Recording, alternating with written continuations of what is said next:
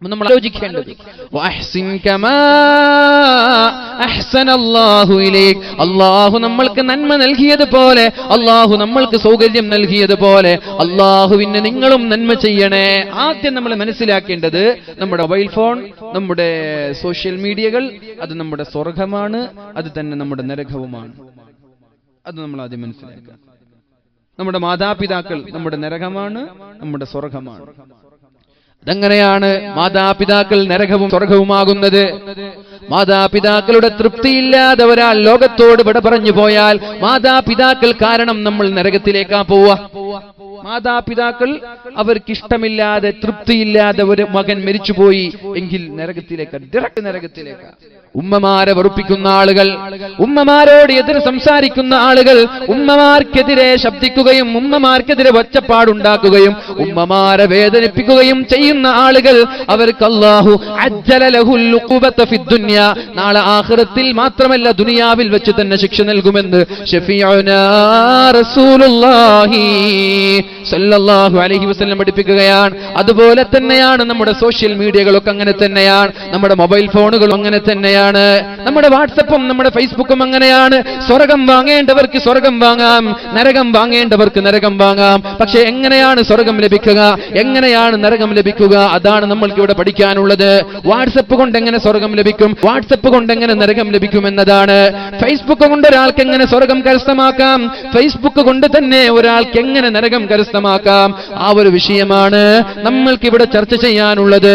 നമ്മുടെ വീട്ടിലുണ്ടല്ലോ TV എന്ന് പറയുന്നത്, നമ്മുടെ വീട്ടിലുള്ള ടെലിവിഷൻ, അതുകൊണ്ട് നാളെ അല്ലാഹുവിന്റെ സ്വർഗീയ ലോകത്തേക്ക് എങ്ങനെ നമ്മൾക്ക് കടന്നു പോകാൻ പറ്റുമെന്നും എങ്ങനെയാണ് നരകത്തിലേക്ക് പോകുന്നതെന്നും ആലോചിക്കാനാണ് നമ്മുടെ ഈ സദസ്സുകൾ. എന്റെ പ്രിയമുള്ള സഹോദരങ്ങളെ, വളരെ വളരെ ശ്രദ്ധയോടെ കാതേർക്കണേ. അല്ലാഹു തൗഫീഖ് നൽകുമാറാവട്ടെ.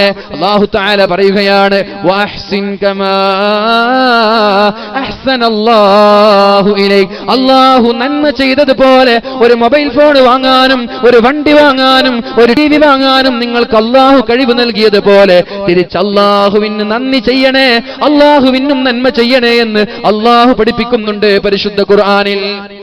അങ്ങോട്ട് നന്മ ചെയ്യാം, ഇങ്ങോട്ട് നന്മ ചെയ്തതിന് പകരമായി അല്ലാഹു തൗഫീഖ് ചെയ്യട്ടെ, അല്ലാഹു തൗഫീഖ് ചെയ്യട്ടെ. മഹാനായ റസൂലുള്ളാഹി സല്ലല്ലാഹു അലൈഹി വസല്ലമ തങ്ങൾ അപകടം പിടിച്ച ഒരു വിഷയം നമ്മോട് പഠിപ്പിക്കുന്നുണ്ട്. ആലോചിക്കണേ. ഇവിടെ കൂടിയിരിക്കുന്ന ഉമ്മമാരോട്, ഉപ്പമാരോട്, രക്ഷിതാക്കളോട്, ചെറുപ്പക്കാരോട്, പ്രത്യേകിച്ച് കാസർഗോട്ടിലെ എല്ലാ ആളുകളോടും പറയാനുള്ളത്, എനിക്ക് പലപ്പോഴും തോന്നാറുണ്ട് കാസർഗോട്ടിലുള്ള ആളുകൾക്ക് അല്പം ദിയാ കൂടുതലുണ്ട് കൂടുതലുണ്ടോ എന്ന്. നോട്ടീസിൽ പേര് വന്നില്ലേ? ആരാണ് നോട്ടീസ് ഉണ്ടാക്കിയത്? അവർക്ക് വിളിച്ച് തെറി പറ. എന്റെ പേര് നോട്ടീസിൽ കൊടുത്തില്ലല്ലോ. എത്ര തവണയാണ് വലിയ വലിയ ആലിമീങ്ങൾ വരെ ഇങ്ങനെ ചെയ്യുമ്പോ വേദന തോന്നുകയാണ്. സ്വാഗതം പറയുമ്പോ എന്റെ പേരൊന്ന് വിട്ടുപോയാൽ പിറ്റേ ദിവസം ഉസ്താദിനോട് തെറി പറയാ, ഉസ്താദിനോട് ദേഷ്യപ്പെടുക, ഉസ്താദിനെ പുറത്താക്കുക, ഉസ്താദിനെ പിരിച്ചുവിടുക. എന്ത് സംസ്കാരമാണിത്? എന്ത് സംസ്കാരമാണിത്? അല്ലാഹുവിന്റെ ഹബീബ് സല്ലല്ലാഹു അലൈഹി വസല്ലം നന്മ പോലും രഹസ്യമായി ചെയ്യണമെന്ന് പഠിപ്പിച്ച പരിശുദ്ധ റസൂലുള്ളാഹി സല്ലല്ലാഹു അലൈഹി വസല്ലമ തങ്ങളുടെ അനുയായികളായ നമ്മൾ ആളുകൾക്ക് മുമ്പിൽ ഷൈൻ ചെയ്യാൻ വേണ്ടിയിട്ടാണോ നന്മ ചെയ്യുന്നത്? ഒരു സമ്പത്ത് നൽകിയാൽ, ഒരു സംഭാവന നൽകിയാൽ നോട്ടീസിൽ പേര് വേണം. ഒരു പ്രോഗ്രാം കഴിഞ്ഞാൽ ഇപ്പൊ പിലാങ്കട്ടയിൽ നടക്കുന്ന മഹാനായ സഈദ് ഉസ്താദിന്റെ ആണ്ട് നേർച്ചയോടനുബന്ധിച്ച് നടക്കുന്ന ഇങ്ങനൊരു പ്രൗഢമായ പരിപാടി ഇവിടെ അസ്തമിക്കുമ്പോ നാളെ ഉത്തരദേശത്തിൽ കൊടുക്കുമ്പോ നാട്ടുകാരൊക്കെ ഉത്തരദേശം വായിക്കും, എന്റെ പേരില്ലല്ലോ. ഉടനെ തന്നെ ആരാണ് നൽകിയത് അയാൾക്ക് വിളിക്കുക, എന്തേ എന്റെ പേര് കൊടുക്കാത്തത്? എത്ര സംഭവങ്ങളുണ്ടെന്നറിയോ? എന്ത് മോശത്തരാണത്! ഇങ്ങനെയുള്ള ആളുകൾ സ്വർഗത്തിന്റെ വക്കിലെത്തൂല. അണുമണി തൂക്കം. റിയാ എന്ന് പറഞ്ഞാൽ ശിർക്കാണ്. ശിർക്കാണ് റിയാ എന്ന് പറഞ്ഞ ശിർക്കാണ്. ആളുകൾക്ക് കാണാനും ആളുകളുടെ മുമ്പിൽ ഷൈൻ ചെയ്യാനും വേണ്ടി പ്രവർത്തിക്കുന്ന ആളുകൾ അവർ ശിർക്ക് ചെയ്തതിന് തുല്യമാണെന്ന് മഹാന്മാരായ പണ്ഡിതന്മാർ നമ്മോട് പഠിപ്പിക്കുന്നുണ്ട്. അശ്ശിർക്കുൽ ഖഫി എന്നാണ് റിയാഇനെ വിളിച്ചത്. ശിർക്കിന്റെ മൂർത്തിഭാവം അല്ലാഹു അല്ലാതെ മറ്റൊരാൾ ആരാധിക്കുക. ശിർക്കിന്റെ ചെറിയ പാപം ആളുകൾ കാണാൻ വേണ്ടി നന്മ ചെയ്യാം. സ്റ്റേജിലിരിക്കുക, നോട്ടീസിൽ പേര് വരണമെന്ന് കൊതിക്കുക, വന്നില്ലെങ്കിൽ അതിന്റെ പേരിൽ പ്രശ്നമുണ്ടാക്കുക. എത്രയെത്ര സ്ഥാപനങ്ങളുണ്ടങ്ങനെ, എത്രയെത്ര സ്ഥാപനങ്ങളുണ്ടങ്ങനെ. കമ്മിറ്റി ഭാരവാഹികളായ ആളുകളുടെ പേരെങ്ങാനും നോട്ടീസിലോ ഉത്തരദേശത്തിലോ കാരവലിലോ വന്നില്ലെങ്കിൽ അതിന്റെ പേരിൽ പ്രശ്നമുണ്ടാക്കുന്ന ആലിമീങ്ങളെ അറിയാം, അതിന്റെ പേരിൽ പ്രശ്നമുണ്ടാക്കുന്ന കമ്മിറ്റി ഭാരവാഹികളെ അറിയാം. എന്തോ ഒരു മോശപ്പെട്ട പ്രവർത്തനങ്ങളാണത്. ഫോട്ടോ വരാനാണോ നമ്മൾ അധ്വാനിക്കുന്നത്? പേര് വരാനാണോ നമ്മൾ അധ്വാനിക്കുന്നത്? നാളെ അള്ളാഹുവിന്റെ കോടതിയിലേക്ക്, മഹ്ശറാവൻ സഭയിലേക്ക് നമ്മളൊക്കെ ചെല്ലുമ്പോ അള്ളാഹു നാളെ ആദ്യമായി വിചാരണ നടത്തുന്ന 3 ആളുകളുണ്ട്. മഹാനായ റസൂലുള്ളാഹി സ്വല്ലല്ലാഹു അലൈഹി വസല്ലമ തങ്ങൾ നമ്മോട് പറഞ്ഞുവല്ലോ, ലാ തസൂലു ഖദമ ഇബ്നു ആദം, ഓ ആദമിന്റെ പുത്ര, ഓ മനുഷ്യന്മാരെ, നിന്റെ കാൽപാദങ്ങൾ അനക്കാൻ ഞാൻ അനുവദിക്കൂല, നിന്റെ കാൽപാദങ്ങൾ അനക്കാൻ ഞാൻ അനുവദിക്കൂല. ഹത്താ യുസ്അല അൻ അർബഇ ഖിസാൽ, 5 കാര്യത്തിന് കൃത്യമായ സ്പഷ്ടമായ മറുപടിയില്ലാതെ നിങ്ങളുടെ കാൽപാദങ്ങൾ നിങ്ങൾക്ക് അനക്കാൻ പറ്റുമെന്ന് കരുതേണ്ട. ഒരിക്കലും നിങ്ങൾ അങ്ങനെ വിചാരിക്കരുത്. എന്താണ് ചോദിക്കുന്നത്? അൻ ഇൽമിഹി, നിങ്ങൾ പഠിച്ച ഇൽമുകൾ നിങ്ങൾ എന്ത് ചെയ്തു എന്ന് ചോദിച്ചാൽ നിങ്ങൾ എന്താ വിചാരിച്ചത്? ഇൽമ് എന്ന് പറഞ്ഞാൽ മദ്രസയിൽ പോയി പഠിക്കുന്ന ഇൽമ് മാത്രമാണെന്ന് കരുതിയോ? ദർസിൽ പോയി പഠിക്കുന്ന ഇൽമ് മാത്രമാണെന്ന് കരുതിയോ? ഏതെങ്കിലും മതസ്ഥാപനങ്ങളിൽ പോയി പഠിക്കുന്ന ആ ഇൽമ് മാത്രമാണെന്ന് കരുതിയോ? അല്ല, ഇൽമു എന്ന് പറഞ്ഞാൽ വാലിന്റെ സദസ്സിൽ നിന്ന് നമ്മൾ പഠിക്കുന്നത് ഇൽമാണ്. ഇവിടെ നിന്ന് നമ്മൾ പഠിച്ചുകൊണ്ട് നമ്മുടെ വീട്ടിലേക്ക് മടങ്ങിപ്പോയി പഠിച്ച ഒരു കാര്യം മറ്റൊരാൾക്ക് പറഞ്ഞു കൊടുത്തില്ലെങ്കിൽ എന്താണ് ആ ഇൽമ കൊണ്ട് നമ്മൾക്ക് നേട്ടമുള്ളത്? സോഷ്യൽ മീഡിയയിലൂടെ വാലിന്റെ ഓഡിയോകൾ ഷെയർ ചെയ്തില്ലെങ്കിൽ, ഫേസ്ബുക്കിലൂടെ ഇതിന്റെ സന്ദേശം നമ്മൾ കൈമാറിയില്ലെങ്കിൽ പിന്നെ എന്താണ് നമ്മൾ ഇൽമ പഠിച്ചത് കൊണ്ടുള്ള ഉപകാരം? അല്ലാഹുവിന്റെ ഹബീബായ മുത്ത് റസൂലുള്ളാഹി സ്വല്ലല്ലാഹു അലൈഹി വസല്ലമ തങ്ങൾ പറഞ്ഞല്ലോ, ഇന്ന മിമ്മാ യൽഹഖുൽ മുഅ്മിന മിൻ അമലിഹി വഹസനാതിഹി മിൻ ബഅദി മൗതിഹി. ഒരാൾ ലോകത്തോട് വിട പറഞ്ഞാൽ, ഒരാൾ അന്ത്യവിശ്രമം കഴിഞ്ഞാൽ, ഒരാൾ മരിച്ചു പോയാൽ അയാളുടെ ഖബറിലേക്ക് കടന്നു വരുന്ന ഇൽമൻ, അയാളുടെ ഖബറിലേക്ക് കടന്നു വരുന്ന അമലുണ്ടല്ലോ, അത് ഇൽമൻ അല്ലമഹു വനശറ, അവൻ പഠിപ്പിച്ച ഇൽമാണ്. അവൻ പഠിക്കുകയും മറ്റൊരാൾക്ക് പറഞ്ഞു കൊടുക്കുകയും ചെയ്യുന്ന ഇൽമുകൾ നാളെ നമ്മുടെ ഖബറിലേക്ക് കടന്നു വരുമെന്ന് പരിശുദ്ധ റസൂലുള്ളാഹി സ്വല്ലല്ലാഹു അലൈഹി വസല്ലം നമ്മെ പഠിപ്പിക്കുകയാണ്. അപ്പൊ നിങ്ങൾ വിചാരിക്കും ഞങ്ങൾ ഇൽമു പഠിച്ചിട്ടില്ലല്ലോ, ഇതൊക്കെ ഇൽമാണ്. ഖബറിലേക്ക് വരുന്ന ഏറ്റവും വലിയ അമല് എന്താണ്? ഇൽമൻ അല്ലമഹു വനശറ. നമ്മൾ പഠിക്കുകയും പഠിപ്പിക്കുകയും നാട്ടുകാരിലേക്ക് എത്തിക്കുകയും ചെയ്യുന്ന അമല്, നാട്ടുകാരിലേക്ക് എത്തിക്കുകയും ചെയ്യുന്ന ഇൽമ്, അതാണ് നമ്മുടെ ഖബറിലേക്ക് കടന്നു വരുന്നത്. ഇപ്പൊ വാട്സപ്പ് ഖബറിൽ രക്ഷപ്പെടാനുള്ള വഴിയാണ്, ഫേസ്ബുക്ക് ഖബറിൽ രക്ഷപ്പെടാനുള്ള വഴിയാണ്. വാട്സപ്പ് വഴി ഇൽമ പ്രചരിപ്പിക്കുക, ഫേസ്ബുക്ക് വഴി ഇൽമ പ്രചരിപ്പിക്കുക. നാളെ നമ്മൾ മരിച്ചു, ഖബറിലെത്തി, നമ്മുടെ വാട്സപ്പിൽ അയച്ച വീഡിയോകൾ, ഓഡിയോകൾ, ഇമേജുകൾ, ടെക്സ്റ്റുകൾ, ഇതൊക്കെ ഇങ്ങനെ ഓരോ ആളുകളുടെ മൊബൈലിൽ ഇങ്ങനെ ഷെയർ ചെയ്തുകൊണ്ടിരിക്കുകയാണ്. ഫേസ്ബുക്കിൽ അയച്ചത് അത് കുറെ ആളുകൾ കാണുന്നുണ്ട്, ലൈക്ക് ചെയ്യുന്നുണ്ട്, ഡിസ്ലൈക്ക് ചെയ്യുന്നുണ്ട്, കമന്റ് ചെയ്യുന്നുണ്ട്, ഷെയർ ചെയ്യുന്നുണ്ട്. നീ മരിച്ചു, നിന്റെ ഖബറിലേക്ക് വന്നുകൊണ്ടേയിരിക്കും മരണം വരെ. സോഷ്യൽ മീഡിയകളിൽ നിന്ന് അതെടുത്ത് കളയപ്പെടൂല. അതാണ് അതിന്റെ പ്രത്യേകത. ഇതാണ് ഇൽമ്. നമ്മൾ സോഷ്യൽ മീഡിയ കൊണ്ടുള്ള നേട്ടം ഇതാണ്. അല്ലാഹു തൗഫീഖ് ചെയ്യട്ടെ. അല്ലാഹു റബ്ബ് സുബ്ഹാനഹു വ തആല തൗഫീഖ് നൽകുമാറാവട്ടെ. ഇതാണ് പരിശുദ്ധ റസൂലുള്ളാഹി സ്വല്ലല്ലാഹു അലൈഹി വസല്ലമ തങ്ങൾ നമ്മോട് പഠിപ്പിച്ചത്. ഇന്ന മിമ്മാ യൽഹഖുൽ മുഅ്മിന മിൻ അമലിഹി, ഒരു മുഅ്മിനായ ഒരു സഹോദരന്റെ ഖബറിലേക്ക് വരുന്ന നന്മകൾ ഏതൊക്കെയെന്നറിയോ? വഹസനാതിഹി, അവന്റെ നന്മകൾ ഖബറിലേക്ക് വരുന്നത് ബഅദ മൗതിഹി, അയാൾ മരിച്ചു കഴിഞ്ഞാൽ ഖബറിലേക്ക് നിരന്തരമായി കടന്നു വരുന്ന നന്മകൾ ഏതൊക്കെ? ഏതുവരെ? ഖിയാമത്ത് നാൾ വരെ. ഏതുവരെ? ഖിയാമത്ത് നാൾ വരെ. പള്ളി നിർമ്മിക്കുകയാണ്, പള്ളിയുടെ നിർമ്മാണം ഇതുവരെ പൂർത്തീകരിച്ചിട്ടില്ല.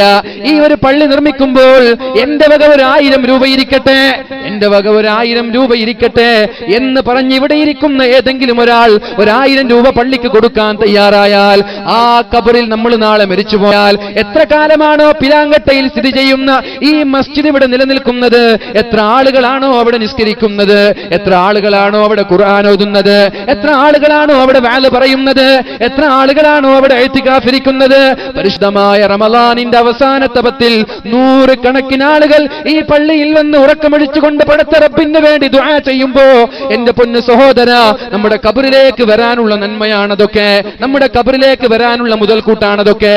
ഖിയാമത്ത് നാൾ വരെ ഈ പള്ളി നിലനിന്നാൽ ഖിയാമത്ത് നാൾ വരെ നമ്മുടെ ഖബറിലേക്ക് ഇതിന്റെ പ്രതിഫലം എത്തിക്കൊണ്ടിരിക്കും.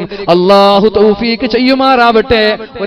റസൂലുള്ളാഹി സ്വല്ലല്ലാഹു അലൈഹി വസല്ലമ തങ്ങൾ പറയുകയാണ്, ഇന്ന മിമ്മാ യൽഹഖുൽ മുഅ്മിന മിൻ അമലിഹി വഹസനാതിഹി ബഅദ മൗതിഹി. മരിച്ചാൽ ഒരാളുടെ ഖബറിലേക്ക് നിരന്തരമായി അണമുറിയാതെ വരുന്ന ഒരു അമലുണ്ടല്ലോ, ഔ മസ്ജിദൻ ബനാ, പള്ളി നിർമ്മിക്കാൻ ഒരാൾ സഹായിച്ചാൽ, പള്ളി നിർമ്മിക്കാൻ ഒരാൾ സഹായിച്ചാൽ അതും അയാളുടെ ഖബറിലേക്ക് വരുന്ന ഏറ്റവും വലിയ നന്മയാണെന്ന് പരിശുദ്ധ റസൂലുള്ളാഹി സല്ലല്ലാഹു അലൈഹി വസല്ലം അതേ ഹബീബ് തന്നെയാണ് പറഞ്ഞത്. മൻ ബനാ ലില്ലാഹി മസ്ജിദൻ കമിഫഹസി ഖതാത്തിൻ, ഒരു മാടപ്രാവിന് ഇരിക്കാൻ ഉതകുന്ന ഒരു പള്ളി ഒരാൾ നിർമ്മിച്ചാൽ, ഒരു മാടപ്രാവിന് ഇരിക്കാൻ ഉതകുന്ന ഒരു പള്ളി ഒരാൾ നിർമ്മിച്ചാൽ, ബനല്ലാഹു ലഹു ബൈതൻ ഫിൽ ജന്ന, അല്ലാഹു സ്വർഗ്ഗീയ ലോകത്ത് അവന് വേണ്ടി പ്രത്യേകമായ ഒരു ഭവനം നിർമ്മിക്കുമെന്ന് പരിശുദ്ധ റസൂലുള്ളാഹ്. സലാത്ത് ചൊല്ലിയാൽയോ നമ്മൾക്കും വേണ്ടേ സ്വർഗത്തിലൊരു വീട്, സ്വർഗത്തിലൊരു വീട് വേണ്ടേ? അതാണ് അല്ലാഹുവിന്റെ ഹബീബ് പറഞ്ഞത്, മൻ ബനാ ലില്ലാഹി മസ്ജിദാ, അല്ലാഹുവിന് വേണ്ടി ഒരാൾ പള്ളി നിർമ്മിച്ചാൽ നമ്മൾ ആലോചിക്കൂലേ, എനിക്കൊരു വീട് പോലും നിർമ്മിക്കാൻ കഴിഞ്ഞില്ല, പിന്നെ എങ്ങനെയാണ് ഞാനൊരു പള്ളി നിർമ്മിച്ചു കൊടുക്കുക? എന്താണ് ആ ഹദീസിന്റെ അർത്ഥം? കമിഫഹസി ഖതാത്തിൻ, കമിഫഹസി ഖതാത്തിൻ, ഒരു മാടപ്രാവിനിരിക്കുന്ന ഒരു പള്ളി എന്ന് പറഞ്ഞാൽ, മാടപ്രാവിനിരിക്കുന്ന കൂട്ടിൽ ഒരു മനുഷ്യൻ സുജൂദ് ചെയ്യാൻ പറ്റില്ലല്ലോ. മാടപ്രാവിന് ഇരിക്കാൻ പറ്റുന്ന ഒരു വീട്, ആ വീട്ടിൽ ഒരു മനുഷ്യനും സുജൂദ് ചെയ്യാൻ പറ്റില്ലല്ലോ. പിന്നെ എന്താണ് കമിഫഹസി ഖതാത്തിൻ എന്ന് പറഞ്ഞത്? ഇങ്ങനൊരു പള്ളി നിർമ്മിക്കുമ്പോ ഓരോ ആളുകൾ എന്റെ വക ഒരു സ്ക്വയർ ഫീറ്റ്, എന്റെ വക 1000 രൂപ, എന്റെ വക 10,000 രൂപ, ഇങ്ങനെ പറഞ്ഞു ഒരാൾ പള്ളി നിർമ്മിക്കുമ്പോ അതിനുവേണ്ടി സഹായിച്ചാൽ, ബനല്ലാഹു ലഹു ബൈതൻ ഫിൽ ജന്ന, അല്ലാഹു അയാൾക്ക് സ്വർഗ്ഗത്തിലൊരു ഭവനം നിർമ്മിച്ചു കൊടുക്കുമെന്ന് പരിശുദ്ധ റസൂലുള്ളാഹ്. അല്ലാഹുവേ, ഇവിടെ മമ്മസ്യ 2000 രൂപ നൽകി, അല്ലാഹുവേ അദ്ദേഹത്തിനൊരു ഭവനം നീ നിർമ്മിച്ചു കൊടുക്കണേ അല്ലാഹുവേ. അതുപോലെ ഒരുപാട് ആളുകൾ ഇവിടെ നടന്നു പോകുമ്പോൾ ആയിരക്കണക്കിന് രൂപകൾ ഏറ്റെടുത്തവരുണ്ട്.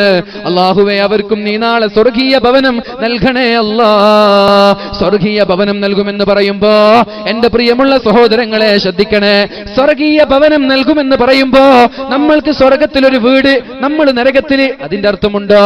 അതിലെന്താ അർത്ഥം? നമ്മൾക്ക് അല്ലാഹു സ്വർഗീയ ലോകത്ത് മനോഹരമായൊരു ഭവനം നിർമ്മിച്ചു തന്നിട്ട് നമ്മൾ നരകത്തിൽ പോയാൽ ഈ വീട് കൊണ്ട് എന്ത് നേട്ടമാണ്? അതിന്റെ അർത്ഥം എന്താ?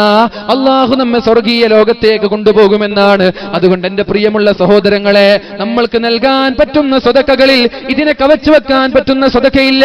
ഈ പള്ളി നിർമ്മാണത്തിന് വേണ്ടി ഇങ്ങനെയുള്ള മദ്രസ സ്ഥാപനങ്ങൾ, ദീനിയായ സ്ഥാപനങ്ങൾക്ക് വേണ്ടി കൊടുക്കുന്ന, അതിനെ കവച്ചു വെക്കാനുള്ള ഒരു സ്വതക്കയും നമ്മൾ ജീവിതത്തിൽ ചെലവഴിക്കാനില്ല. അതുകൊണ്ട് എന്റെ പ്രിയമുള്ള സഹോദരങ്ങളെ, താല്പര്യമുള്ള ആളുകൾ, നാളെ ഖബറിൽ രക്ഷപ്പെടാൻ ആഗ്രഹിക്കുന്ന ആളുകൾ, നാളെ സ്വർഗീയ ലോകത്തേക്ക് കടന്നു പോകണമെന്ന് കൊതിക്കുന്ന ആളുകൾ അല്ലാഹുവിന് വേണ്ടി ഒരു ഡെപ്പോസിറ്റ് ചെയ്യണേ. അല്ലാഹു തൗഫീഖ് നൽകുമാറാവട്ടെ. നമ്മൾ ചർച്ച ചെയ്തു വരുന്നത്, റിയാ ഉള്ള ആളുകൾക്ക് അല്ലാഹു നാളെ സ്വർഗം നൽകൂല. റിയാ ഉള്ള ആളുകളുണ്ടല്ലോ, റിയാ ഉള്ള ലോകമാന്യമുള്ള ആളുകൾ, കാണാൻ വേണ്ടി പ്രവർത്തിക്കുന്ന ആളുകൾ, അല്ലാഹു അവരെ സ്വീകരിക്കുകയില്ല. നോട്ടീസിൽ പേര് വരണമെന്ന് കൊതിക്കുന്ന ആളുകൾ, ഫോട്ടോ വരണമെന്ന് കൊതിക്കുന്ന ആളുകൾ, പത്രങ്ങളിൽ ഫോട്ടോ കൊടുക്കാത്തതിന്റെ പേരിൽ എന്തോ ഒരു നാണക്കേടാണത്. എനിക്ക് ഇവരെക്കാളും നാണം തോന്നുന്നത് പത്രക്കാരോടാണ്.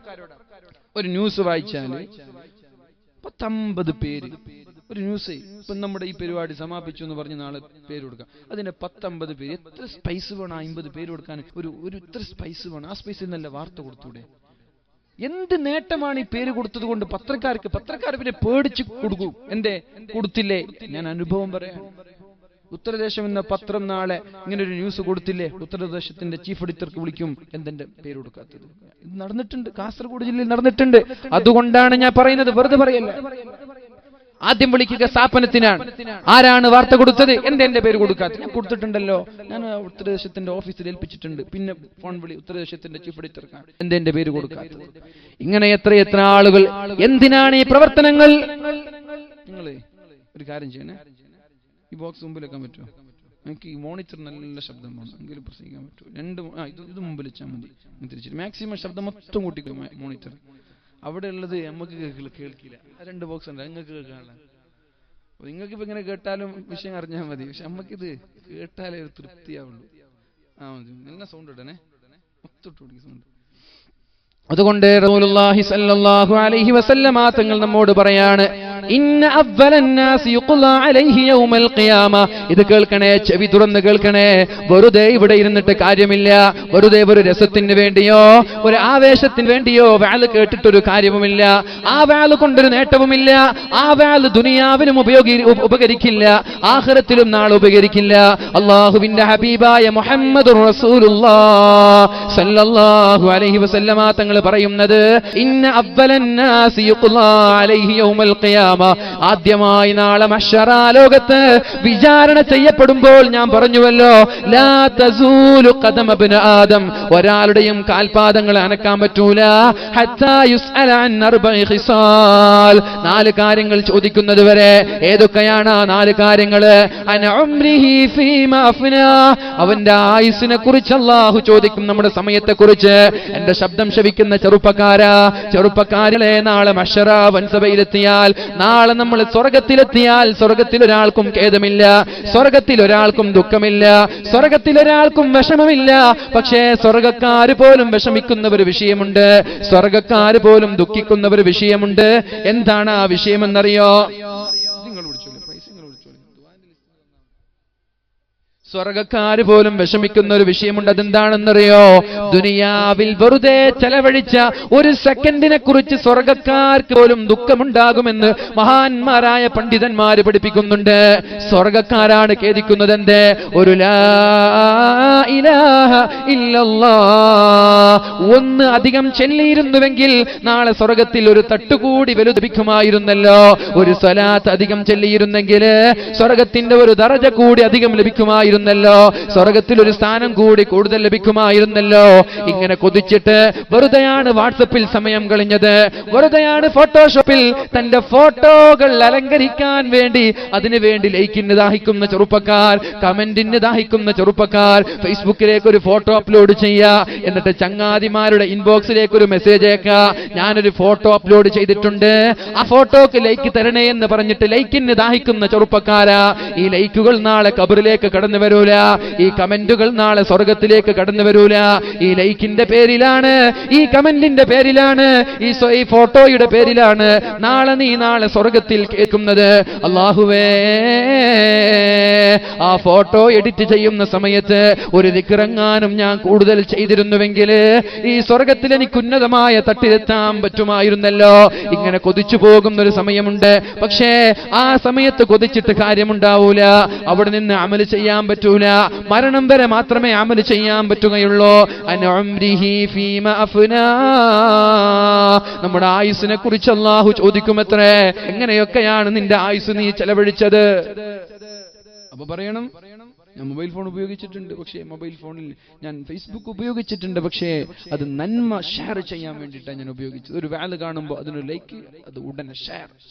നിങ്ങളുടെ ഷെയർ, നിങ്ങളുടെ ഫേസ്ബുക്കിന്റെ ഫ്രണ്ട് ലിസ്റ്റിലുള്ള 1000കണക്കിന് 2000കണക്കിന് സുഹൃത്തുക്കൾ അതൊന്ന് വായിച്ചാൽ അതിന്റെ പ്രതിഫലം നിങ്ങൾക്ക്, അതൊന്ന് കേട്ടാ നിങ്ങൾക്ക് അതിന്റെ പ്രതിഫലം, കേട്ടിട്ട് നന്നായ വേറെ പ്രതിഫലം. ഇതാണ് സോഷ്യൽ മീഡിയകൾ കൊണ്ടുള്ള നേട്ടം. ഇതാണ്.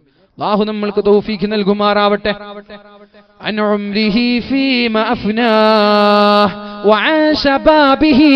നമ്മുടെ യുവത്വത്തെക്കുറിച്ച് പ്രത്യേകമായിട്ടുള്ള ചോദ്യമുണ്ട്. യുവത്വത്തെക്കുറിച്ച് പ്രത്യേകമായി ചോദ്യമുണ്ട്. 15 മുതൽ 40 വയസ്സ് വരെയാണ് യുവാവ് എന്ന് പറയുന്നത്. യുവത്വം എന്ന് പറയുന്നത് 15 വയസ്സ് മുതൽ 40 വയസ്സ് വരെ. അത് രണ്ടാമതും ചോദ്യം. ആദ്യം വയസ്സിനെ കുറിച്ച് ചോദിക്കും. 60 വയസ്സ് വരെ ജീവിച്ച ഒരാളോട് ചോദിക്കും, നിന്റെ ആയുസ് എന്തൊക്കെ ചെയ്തു, ഇതൊക്കെ പറഞ്ഞു കൊടുക്കും. പിന്നെ ആ ചോദ്യം കഴിഞ്ഞു, ഉത്തരമൊക്കെ കഴിഞ്ഞു. രണ്ടാമത്തെ ചോദ്യം, നിന്റെ യുവത്വം നീ എങ്ങനെ ചെലവഴിച്ചു 15 മുതൽ 40 വയസ്സ് വരെയുള്ള സമയം. ചോദ്യം 2. മൂന്നാമത്തെ ചോദ്യം എന്താ? വഅൻ ഇൽമിഹി, നമ്മുടെ ഇൽമിനെ കുറിച്ച് നാളെ ചോദിക്കും. നീ പഠിച്ച ഇൽമ് നാട്ടുകാർക്ക് എത്തിച്ചു കൊടുത്തിട്ടുണ്ടോ? ഈ ഒരു വാല് കേട്ടാൽ ആ വാല് നിന്റെ ഭാര്യക്ക് പറഞ്ഞു കൊടുക്കണം, നിന്റെ മക്കൾക്ക് പറഞ്ഞു കൊടുക്കണം, ചങ്ങാതിമാർക്ക് പറഞ്ഞു കൊടുക്കണം, നാട്ടുകാർക്ക് പറഞ്ഞു കൊടുക്കണം. വാല് കേൾക്കാൻ അവസരം ലഭിക്കാന്ന് പറഞ്ഞാൽ വലിയ ഭാഗ്യമാണ്. അതെല്ലാവർക്കും കിട്ടൂല. അതാണ് വാല് കേൾക്കാന്ന് പറഞ്ഞാൽ വലിയ ഭാഗ്യമാണ്. അതെല്ലാവർക്കും കിട്ടൂല. നമ്മുടെ നാട്ടിലുള്ള എല്ലാവരും വാലിന് വന്നിട്ട് നിങ്ങൾക്ക് തോന്നുന്നുണ്ടോ? ഇപ്പൊ ഈ പിലാങ്കട്ടയിൽ തന്നെയുള്ള എല്ലാ ആളുകളും വേദന വന്നിട്ടുണ്ട് നിങ്ങൾക്ക് തോന്നുന്നുണ്ടോ? അതൊരു സൗഭാഗ്യമാണ്. എല്ലാവർക്കും കിട്ടൂല. ചില ആളുകൾ വീട്ടിലിരുന്ന് TV കാണാതിരിക്കും, ചില ആളുകൾ വെറുതെ ഇങ്ങനെ ക്ലബ്ബിൽ എവിടെയെങ്കിലും ഇരിക്കുന്നുണ്ടാകും. അത് എല്ലാവർക്കും കിട്ടൂല. അതൊരു സൗഭാഗ്യമാണ്. അൽഹംദുലില്ലാഹ്. അള്ളാഹു നമ്മൾ സ്വീകരിക്കുമാറാവട്ടെ. അല്ലാഹു സ്വീകരിക്കുമാറാവട്ടെ. ഇൽമിനെ കുറിച്ച് അല്ലാഹു നാളെ ചോദിക്കുമെന്നും പരിശുദ്ധ റസൂലുള്ളാഹ്. നാലാമത്തെ ചോദ്യം വഅൻ മാലിഹി, നമ്മുടെ സമ്പത്തിനെ കുറിച്ച് ചോദിക്കും. എന്റെ ചെറുപ്പക്കാരാ, ഗൾഫിലേക്ക് പോകുന്ന ആളുകൾ, നാട്ടിൽ ജോലി ചെയ്യുന്ന ആളുകൾ, ഒരു അണുമണി തൂക്കം, ഒരു ദിർഹമോ ഒരു റിയാലോ ഒരു രൂപയോ ഹറാമിൽ നിന്ന് സമ്പാദിച്ചാൽ രക്ഷപ്പെടാൻ പറ്റൂല. ഹറാമായിട്ടുള്ള ഒരു റിയാൽ സമ്പാദിച്ചാൽ, ഹറാമായിട്ടുള്ള പലിശയുടെയോ മോഷണം നടത്തിയിട്ടോ കള്ള് കച്ചവടം നടത്തിയിട്ടോ ചാരായ കച്ചവടം നടത്തിയിട്ടോ കഞ്ചാവ് വിൽപ്പന നടത്തിയിട്ടോ പെണ്ണ് കച്ചവടം നടത്തിയിട്ടോ ഒരു രൂപ നമ്മൾ സമ്പാദിച്ചാൽ അതിന്റെ പേരിൽ അള്ളാഹുവിന്റെ കോടതിയിൽ മറുപടി പറയാൻ പറ്റൂല. നിങ്ങൾ എത്ര മറുപടി പറയാൻ ശ്രമിച്ചാലും നമ്മുടെ കൈകളാണല്ലോ അവിടെ സംസാരിക്കുന്നത്. അൽയൗമ നഖ്തിമു അലാ അഫ്വാഹിഹിം വതുകല്ലിമുനാ ഐദീഹിം വതശ്ഹദു അർജുലുഹും ബിമാ കാനൂ യക്സിബൂൻ.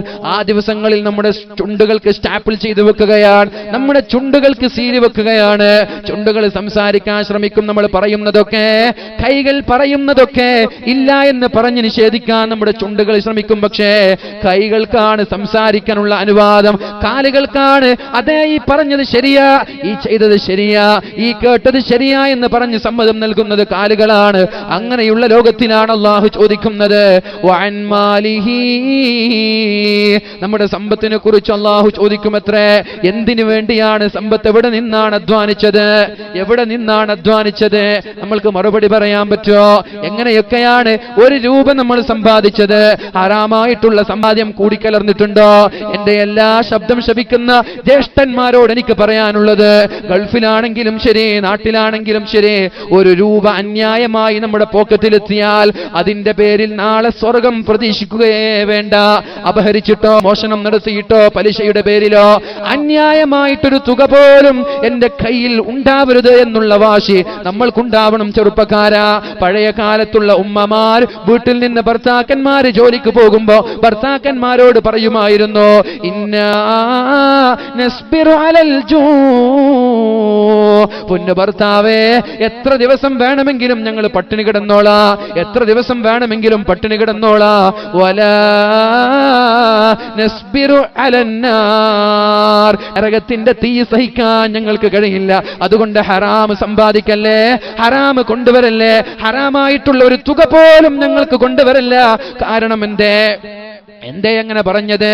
കുല്ലു ലഹ്മിൻ നബത മിൻ ഹറാമിൻ കുല്ലു ലഹ്മിൻ നബത മിൻ സുഖ്തിൻ ഫന്നാറു ഔലാ ബി. ഹറാമിൽ നിന്ന് നറിഷ്മെന്റ് ലഭിച്ച, ഹറാമിൽ നിന്ന് വളർന്ന, ഹറാമിൽ നിന്ന് പോഷണം സിദ്ധിച്ച എല്ലാ ശരീരവും നരകത്തിലേക്കാണെന്ന് പരിശുദ്ധ റസൂലുള്ളാഹ്. പറയാൻ പറ്റുമോ? എന്റെ സമ്പാദ്യത്തിൽ ഹറാമില്ലെന്ന്. ഹറാമായ ഒരംശം വേറ്റത്തേക്ക് കടന്നു പോയാൽ ആ ശരീരം നരകത്തിലേക്കെന്ന് പറയുമ്പോ എന്റെ ശബ്ദം ശപിക്കുന്ന സഹോദരങ്ങളോട് പറയാനുള്ളത്, നമ്മുടെ ഭാര്യമാരെ നരകത്തിലേക്ക് കൊണ്ടുപോവല്ല, നമ്മുടെ മക്കളെ നരകത്തിലേക്ക് കൊണ്ടുപോവല്ല. ഹറാമായത് സമ്പാദിച്ചുകൊണ്ട് ഭാര്യയ്ക്ക് നൽകിയാൽ ആ ഹറാമ് കഴിക്കുന്ന ഭാര്യ പോവേണ്ടത് നരകത്തിലേക്കാണ്, ഹറാമ് കഴിക്കുന്ന മക്കൾ പോവേണ്ടത് നരകത്തിലേക്കാണ്. കുല്ലു ലഹ്മിൻ നബത മിൻ സുഖ്തിൻ ഹറാമിൽ നിന്ന് വളർന്ന എല്ലാ ശരീരവും പോവേണ്ടത് നരകത്തിലേക്കാണ്. നരകത്തിന്റെ കഥ എന്തെന്നറിയോ? ഖുൽനാറു ജഹന്നമ അശദ്ദു ഹർറാ.